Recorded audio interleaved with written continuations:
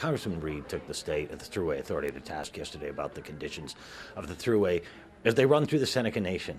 As Lieutenant Governor, Kathy, can you shed any light into what is the problem down there? We want to get that road fixed. I have traveled on that road. It needs work. The motorists who travel the Thruway deserve better. We are working this out with the Seneca Nation to make sure we have access to a road that is going through their property, and we have to work this out. So I understand the frustration, and I assure you it is being addressed at the highest levels, and that's all I have on this. What, in terms of working out access, you mentioned, I guess you're getting to sovereign territory, but what exactly needs to work out? I mean, what do they have to agree to? And what do you have to agree to? Do you know much about that? It is sovereign territory. You hit it right on the head.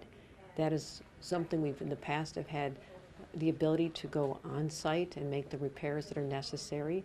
And there's been a log jam, and it needs to be worked out. And I hope we can get it resolved very soon. What's the log jam? Is it the casino dispute? Is it something else? What's going on? It's being worked out. The motorists deserve, particularly during this busy summer season, and we're going to take care of it. So that's what I have. I mean, can we expect realistically that it could be done, within a year? And that's one thing that A lot of it is just patchwork. I was down there literally investigating this, checking this out to see what's going on, and a lot of it has to even just do with pothole repair. So it doesn't take a year to do. So our goal is to get this started and get it finished. We need to have the access. We have to continue working this out with the Senecas, and that is our priority.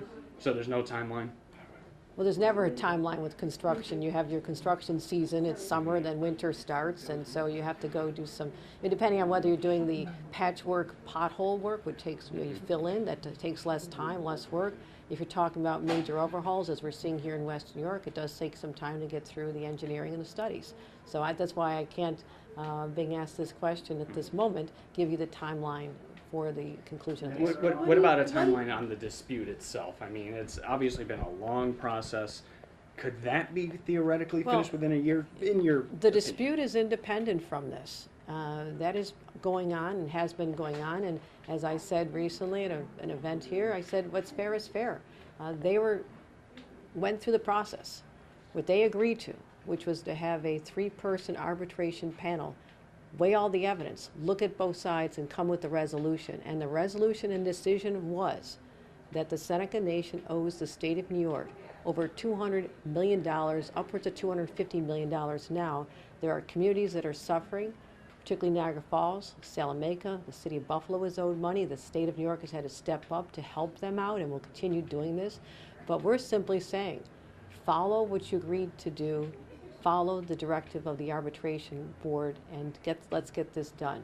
That is separate from resolving the situation about having proper access and the ability to work on the New York State Thruway.